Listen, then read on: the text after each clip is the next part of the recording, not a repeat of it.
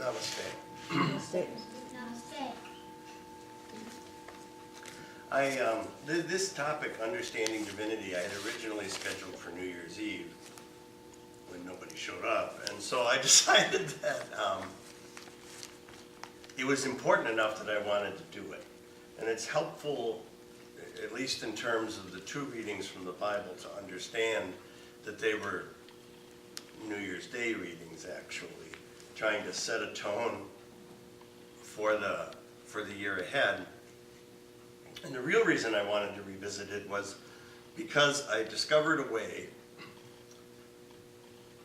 that you can see Jesus as the Son of God without necessarily having to go the biology route. And which is fine if you want to go the biology route. You know, a lot of good people like the biology route, but yeah. So there's this idea of guru in Eastern traditions. And essentially, in some of those traditions, there's a part of the guru and the use of the guru, if you will, that is guru devotion. And the point of it is that you're trying to see God in the guru. And one way to kind of translate the thought behind that is that, you know, we don't have a physical form of God we can bring down and stick in front of us. And so if the guru really deserves to be a guru, and the distinction between teacher and guru is a teacher is somebody who's on the path just a little further along. A guru is somebody who's, they would say, fully realized. I might settle for nearly realized. But the reason that becomes important is that there's some people who want to put themselves out there as guru who really have no business putting themselves out there as guru, to say the least. And I've had the privilege of meeting at least one of them. But would it be fair to guess that if you're saying that you're a guru, you probably aren't one? Exactly. 95% of the time, yeah. You have to come to the, especially, you know, Ram Dass talks about coming to realize that Karoli Baba was his guru after being around him and initially walking in really opposed to that idea. But then starting to see in him characteristics of Hanuman, actually, the monkey god from Hinduism. And there's even a picture of him where his elbows seem to bend in the wrong direction. For somebody like me who doesn't deal well with dislocations, separations, compound fractures, it's a little worrisome. But these guys swore that after a while they started to see Hanuman when they looked at him, or they saw characteristics of Hanuman. And that's what got me to thinking. Or actually, I guess I must have been thinking before I got to really thinking, but I think who's to say this wasn't the experience of the disciples of Jesus? That their experience wasn't, because during the time they were encountering him on earth, there were no birth miracles. Remember, those are later productions. So they're looking at this guy as their teacher. They're maybe seeing him as a guru, as someone who is, let's say, in Eastern terms enlightened, in Western terms a saint, much closer to the reality of God. And they see God shining, not shining, that's hagiographical language. They see God present in him. The God in him is bigger than the God in them, or at least more visible. And so, like the disciples of Maharaji, they begin to see God in Jesus, and Jesus becomes for them the place where they encounter God. And so, Jesus becomes God. It's part of that devotion of a student for a teacher, and I don't believe that concept would have been foreign to them, considering that they were living along the Silk Trade route. Certainly those ideas had been exposed. You don't have to buy that Jesus toddled off to India at age 12 and brought back the notion of guru, which maybe he did. But you can see where if you see God in somebody long enough, calling him the Son of God is not such a stretch. For example, in another context, if you look at the Dalai Lama, there's no doubt in most people's minds, unless they're closed by ideology, that this is a holy man, that this is a guy who deserves the title guru. If I were you, I wouldn't do that. Are we clear? Sir, you know I don't like it. You know why it bothers me. Stop it.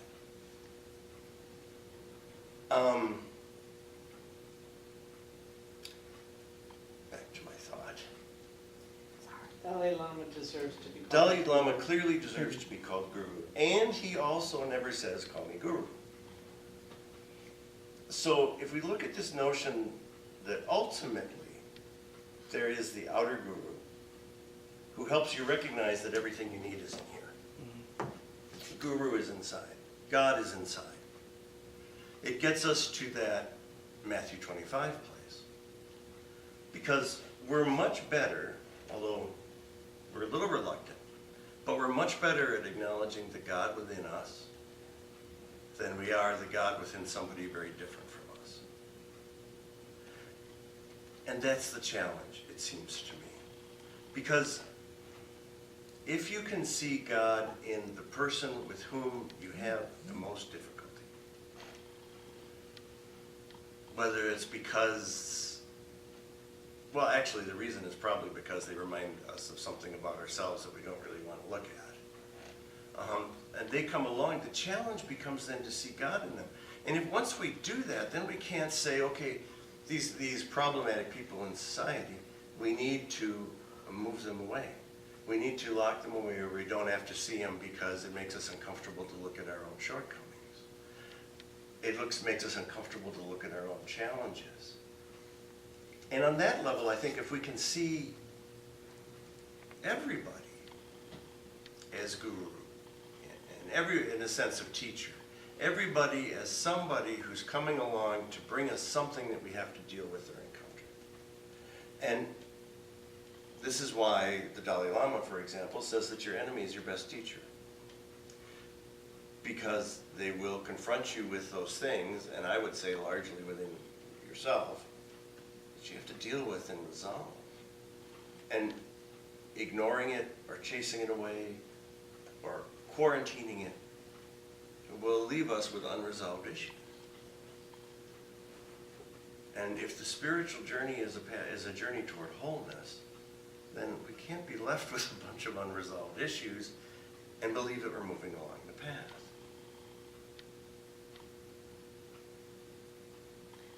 So let me ask you a sincere question. Okay. How do we apply that to a political figure that most of us find reprehensible? I think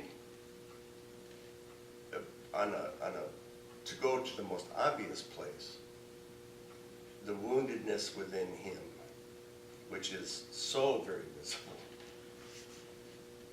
is perhaps calling us to look at the places that we're wounded and not reacting the way we wish we would. I think the current trend of the whole weight thing, with everybody saying that this isn't body shaming, we're not body shaming. Well, yeah, you are. Mm-hmm. I mean, you're taking a 70-year-old man and comparing him to 30 or 40-year-old professional athletes. Well, okay, that's not really a productive approach. And to say that what you're trying to accomplish is point out that somebody's lying about something, there's many other ways to point that out with the individual in question. And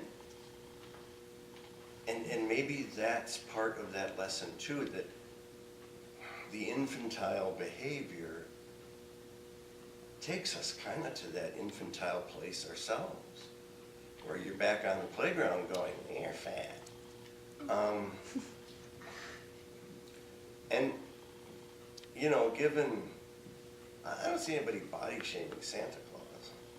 Okay, so given that there are places and spaces where we don't let that bother us, and then places and spaces where we do. It's got to be something that, well, I know it is a culture that we struggle with, because look at female body image, look at what a plus size model is. And so I think that's one of the things that can be learned from that. Now, that doesn't mean, of course, that when somebody's being destructive, you have to, you don't do what you need to do to change that. But knee-jerk reactions, I think, are always really informative. You know, that first reaction tells us something about ourselves, as much as it does the person we're reacting to.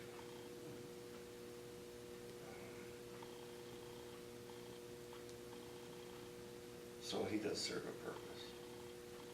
Of course, then again, so do most bottom feeders.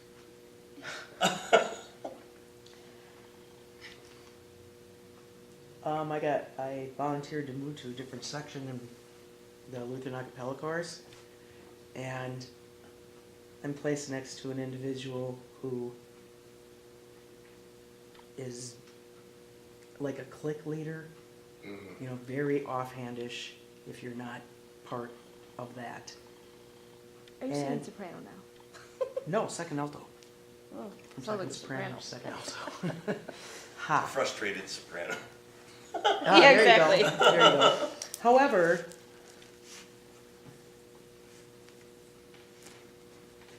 I couldn't feel resentful to her because I thought, what has happened in your life Mhm. that you feel that only select people are allowed in? You know, so I started kind of feeling sorry for her. Although when she kicked my chair, I was like, well, that was unnecessary. So I have found myself even trying to do that with Trump. So what you just said kind of clarifies what was going on up here. That his actions are just distasteful. But why is he the way he is?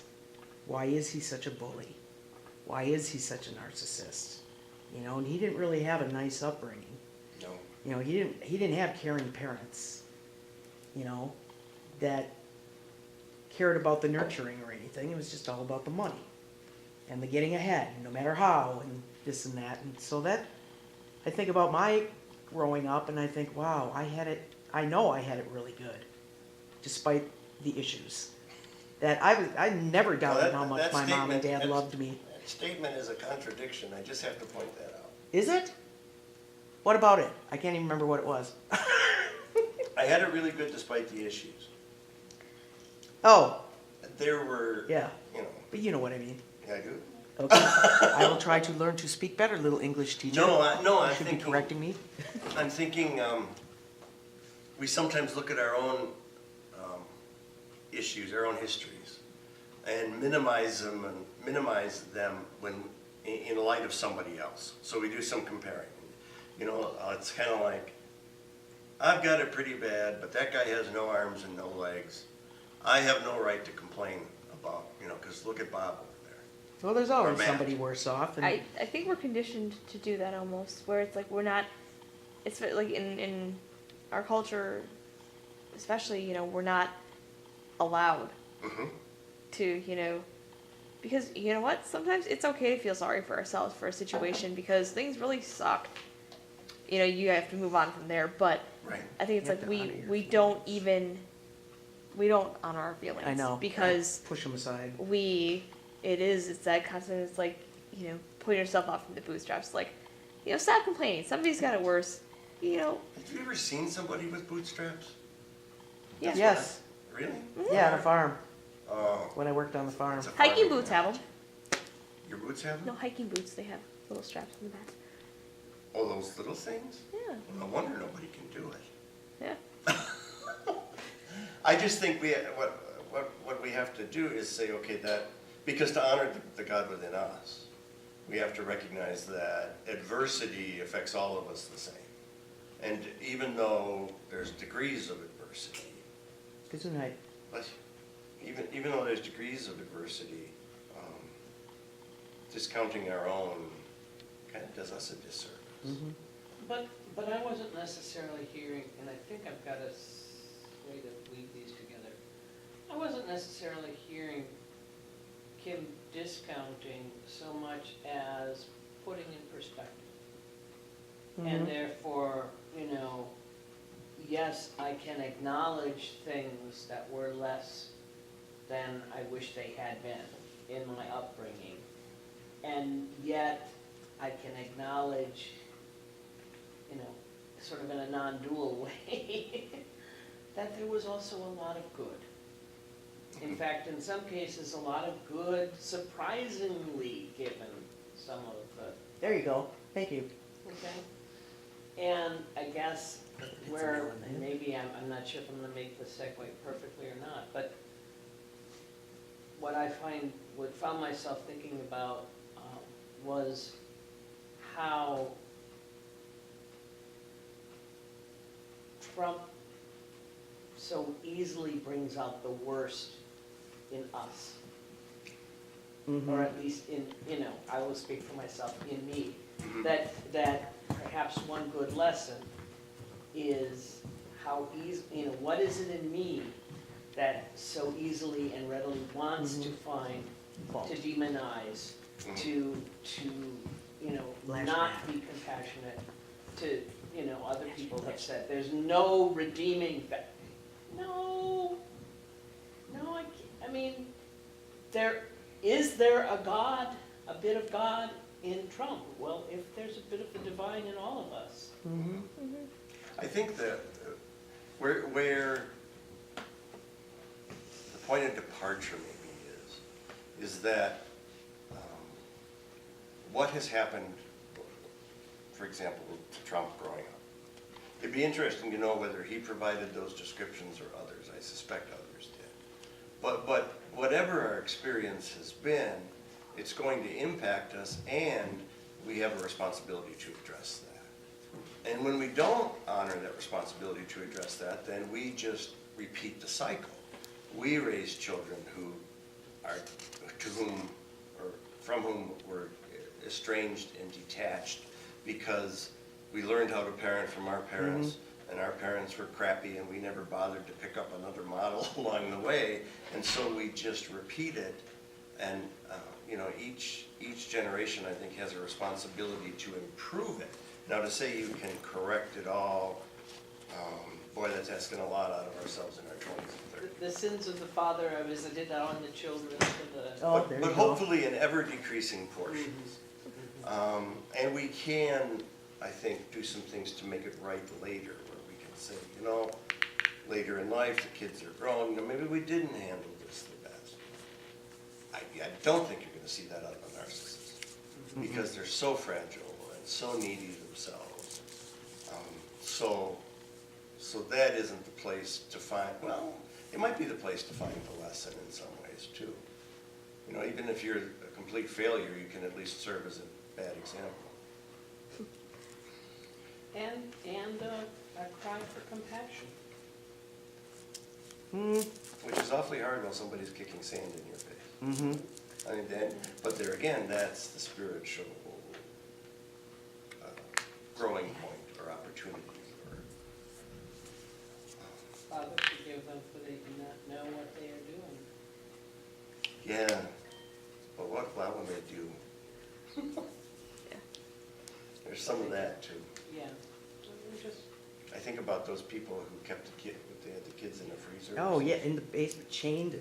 Chained in the basement. Yeah, it's like, no, they knew what they were doing. And they claimed they weren't doing anything wrong. This is Right. the way children should be disciplined. Right? So what happened to you? That this is, Yeah, how can you feel that way? yeah. Well, there's gotta be a reason. Because that's what my parents did to me.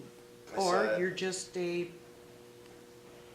very tormented individual that needs to take your torment out on others. And I can't help but wonder,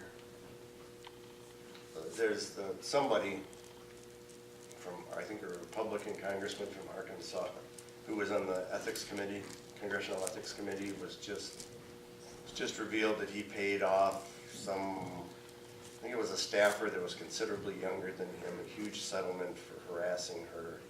He decided he was in love with her, despite the fact that they appeared not to have a romantic relationship. And now he's been removed from the ethics committee.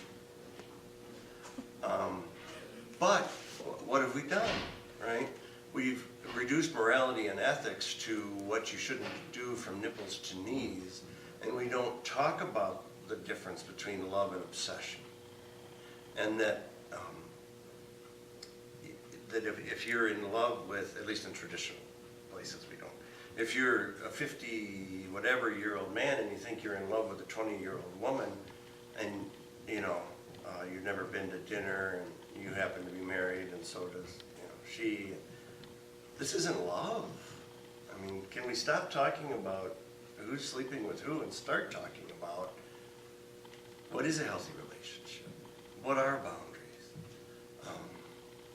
The difference between attraction and relationship. The difference between compatibility and frankly, trying to prop up your ego with a trophy. Without anybody knowing about it. Yeah. Oh, you gotta be quiet about it. But not because of the age disparity, but because you're hoping to be sexual, and that's naughty and bad, and the church taught you that. Mm. So what the perceived problem isn't that you're chasing after somebody who doesn't want to be chased after. It's that you think you might be sexual, and we can't talk about that. Naughty sin. I mean, we sort of have this ethical wapatui, where everybody's brought their little dysfunctional ethical teaching and poured it into a barrel. We all took a sip and now we're wondering why we're so messed up.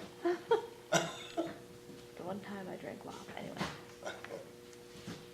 Most people don't remember if they have or not. I remember it wasn't good. What was it? Wapatui. Gosh. Those college years. Whoops. That was high school for me. It was that too. Yeah. It was funner in college because you didn't have to drive anywhere. I like that you use the word funner. That's my favorite non-word. I know, funner. Funner. Just like snuff. It's in the dictionary right next to Bigly. It's actually funny. My funner, it's not a word. One of my English professors was like, "You are an English major. Did you seriously just say funner?" I'm like, "Yep."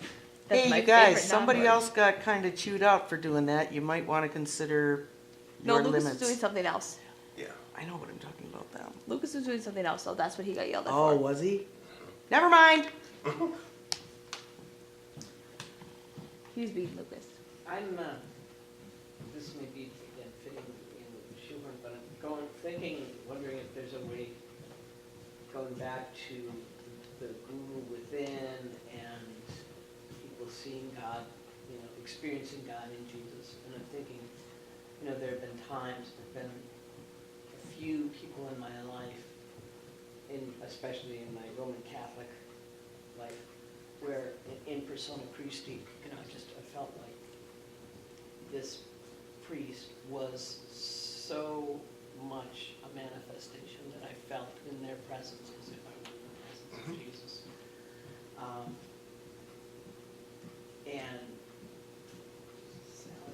And I'm also thinking about more of the Eastern tradition, that Jesus, the Jesus experience is more about us learning how to participate in divinity than in atonement. Oh, yeah. Maybe I'm going to learn more about that, but that maybe, again, if our religion, our practice, was more about entering into this divinization or the God within and recognizing it all around, then we wouldn't have to get so caught up in our little petty ethical, Inconsistency. yeah, and it's more, is this, And coming to see that participation in divinity does not require us to go anywhere. That would be the parallel to Guru Within, that we can participate in divinity right here Especially if we claim to be serious about incarnation, Mhm. from the Christian side. Either Jesus came to say everything is okay, the created order is good, or he didn't. But instead we've got these guys who have gradually started unfollowing on Facebook, who are pastors who are forever posting about, oh, the cross is God's wonderful gift to us. And they don't mean because it makes nice jewelry. I mean, I blurted this out, and it was one of those subconscious, like, aha moments. We were walking, the girls and I were walking through Glenwood Springs, you know, in a storm, and as we walked up, my daughter said, Mom, did you see all those interesting crosses that they had, you know, decorative crosses they had on the wall? And I just blurted out, yeah, well, the cross isn't really so much my thing anymore. Oh, wow. and no lightning descended from on high. And she was like, really? And my other, Liz was like, that's interesting to hear from you. So I was like, okay, you know. So That's why that meteor crashed. Yeah, yeah. That's what, But it was, you know, and then Mel asked a very insightful question of, you know, so how would you summarize your spiritual, you know, perspective? I don't know but that, to me, that how did was you like answer a- that, if I may ask? We can talk about that another time. So, Just because I don't, Yeah. you know, church should not necessarily have to go 4 or 5 hours. Sure should. all right. Oh, so she was sorry she asked. No, it wasn't that one that long. I understand. So, divinity, you know, the divine within all of us, it's great and all. I look at Jesus, I couldn't care less about the divinity or lineage or whatever. When I look at Jesus, it's the humanity that, from myself, that is what I choose to learn from, is the humanity. Because, yes, fine, Son of God, great. I don't think that was his point in anything. His point was, you know, love your neighbor. All of the things that he taught, everything he was trying to tell us was based on humanity. And yes, there's a divine within all of us, but for me it's like, even in terms of like, you know, the idea of guru or whatever, I don't care. I don't care how close someone is to God, I don't. For me, it's like, good on ya. That's never been something that I've like really focused on. You know, and I mean, yes, I very much believe that there's the divine within all of us. You know, we are all, but I don't care. Not like that. It's just, that's not my focus. You know, my focus has always been, Jesus is a teacher. yeah, it's just So what's the difference between a good teacher and a bad teacher, future teacher? bad teachers don't care. Bad teachers don't let you question or grow. Bad teachers tell you how you should behave and what you should and shouldn't do. It's more on them than it is on their Yeah. one being taught. And those characteristics of a good teacher are not aspects of divinity. No, I'm not saying that they're not. I mean, yes, like I said, we all have the divine. What I'm saying is, I don't focus on that. You know, if I meet somebody and learn something, anybody, my first thought is like, oh, they must be this close to God, or, you know, they've really got it. So No, I that's think all it's- I'm saying, is that, like, that's not, you know, you could meet, you know, like in that gospel, you could meet Jesus on the street, homeless, not really having anything to say, not saying a word even, necessarily, but you learn. You learn something from humanity. And so that's all I'm saying, is that, like, I don't need to know or think that somebody is, you know, this incredibly enlightened being. It's, for me, what matters most is getting down to if we all have the divine within us, then what we need to focus on, especially in this world, is our humanity, because it sucks. Well, the most comfortable thing, and I never sway from it because it just makes the most sense to me, and I've told you this before, that I do believe in reincarnation. And I do believe in the type of reincarnation that you grow more and more, and you're given the opportunity, or you're recognizing each life that you can get further along the path, you can keep going. And if there is a nirvana or a heaven or whatever, that's not the thought. The thought is to keep growing. And you have to go through many lifetimes. You may have to, you may not. However, Jesus is the only one that came down fully enlightened in his first life. See, I just jumping back, not that I want to ignore what you just said. I don't think anybody without some significant pathology walks down the street identifying how close to God people are. You know what I mean, though? Like, when you, especially, like, in a religious setting, you know, if you've got, like, because there are some of those, like, super pious church leaders that, you they're all know, play actors. you know, but they put on this show that they are this, you know, so that's what I'm saying is, like, I don't, That's how you know they're not. oh, no, but it's, but I'm saying that kind of thing has never really mattered to me, you know, it's the everyday encounters, it's, and yeah, I recognize, you know, the divine within people, but honestly, like, that's